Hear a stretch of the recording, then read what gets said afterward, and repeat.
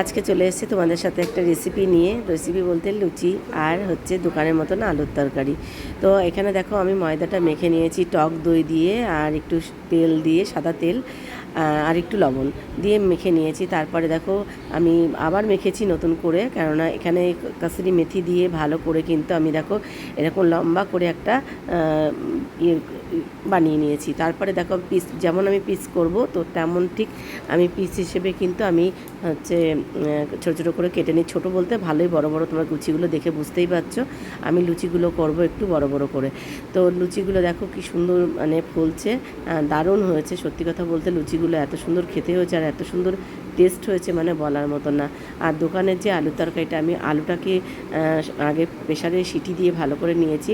তো প্রেশারে সিটি দিয়ে নিয়েছি, কিন্তু তোমার হচ্ছে একটু আলুর ভিতরটা না একটু মানে শক্ত ছিল, তো সেখানে একটু মানে ছুরি দিয়ে একটু কেটে নিয়েছি। তো কেটে নেওয়ার পরে এখানে দেখো তেলের পরে গোটা গরম মশলা, শুকনো লঙ্কা আর জিরে ফোড়ন দিয়েছি।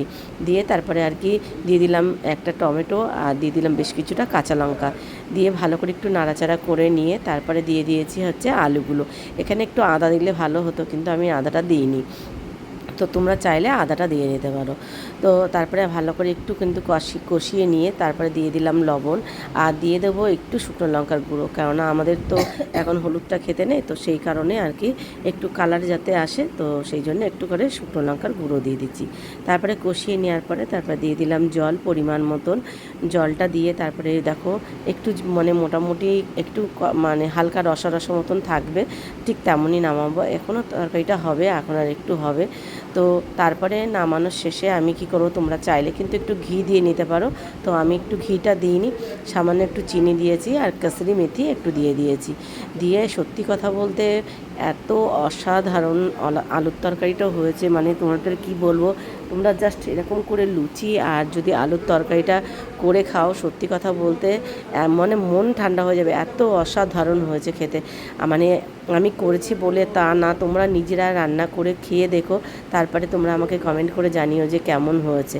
তো তোমরা যারা যারা এরকমভাবে রান্না করবে তো অবশ্যই আমাকে জানাবে, ঠিক আছে।